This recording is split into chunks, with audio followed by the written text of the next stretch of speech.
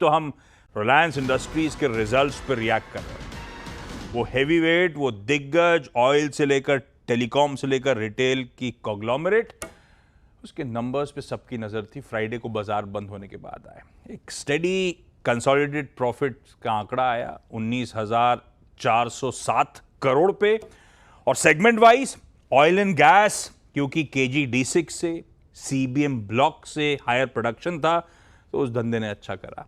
हाँ, O2C as expected ढीला था, पर मैनेजमेंट कमेंट्री कहती है better than global peers perform करा। और OTC की वीकनेस को काफी हद तक ऑफसेट करा वो न्यू एज बिजनेसेस, जियो और साथ साथ इवन रिटेल ने। जियो में रिकॉर्ड तगड़े सब्सक्राइबर एडिशंस हुए, आरपूस 13% उछलकर 206 रुपए पे पहुंचते हुए नजर आए। और जहां तक रिटेल की बात है, Q4 में यानी कि इस करंट क्वार्टर में रेवेन्यूज ऑलमोस्ट 16% और EBITDA में 14.5% का जंप था। और 1085 नए स्टोर्स Q4 में ऐड करें, कुल स्टोर्स की संख्या बढ़कर 19,340 पे पहुंचती हुई। और एक अपडेट और था, अनंत अंबानी साहब को पहले इस समय नॉन एग्जीक्यूटिव डायरेक्टर थे, 1 मई से एग्जीक्यूटिव डायरेक्टर के रोल में आते हुए नजर आएंगे।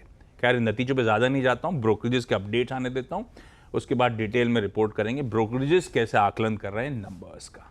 लेकिन RIL के नंबर्स पर रिएक्शन की कर लीजिए तैयारी। कंचन जुड़ चुकी हैं, बताएंगी बाकी के कुछ इंपॉर्टेंट अपडेट्स। कंचन, गुड मॉर्निंग, बताएं।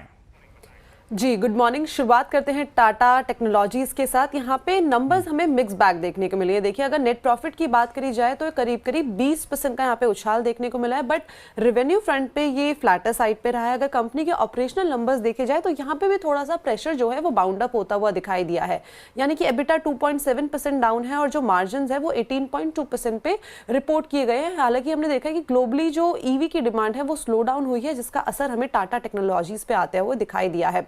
IDFC फर्स्ट बैंक के अगर नंबर्स की बात करी जाए तो यहां पे भी हमें नंबर थोड़े से सुस्त देखने को मिले हैं। कंपनी की नेट प्रॉफिटेबिलिटी में 58% का हमें गिरावट देखने को मिली है। हालांकि जो कंपनी की नेट इंटरेस्ट इनकम है वो करीब 10% तक उछलती हुई दिखाई दी है।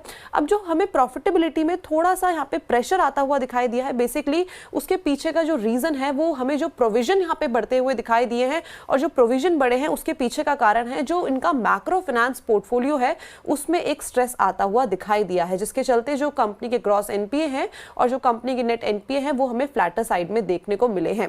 पूनावाला फिनकॉर्प के अगर नंबर्स की बात करी जाए तो यहाँ पे देखिए कंपनी की नेट प्रॉफिटेबिलिटी में आपको साल दर साल करीब 81% की गिरावट देखने को मिलेगी। लेकिन अगर आप बैलेंस शीट खोल के देखेंगे तो यहाँ पे इनका एक वन टाइम एक्सपेंस है, जिसका हमें रिफ्लेक्शन यहाँ पे कंपनी की प्रॉफिटेबिलिटी में देखने को मिला है। और कंपनी के जो नेट इंटरेस्ट इनकम है यहाँ पे करीब हमें 12% का उछाल देखने को मिला है। बहुत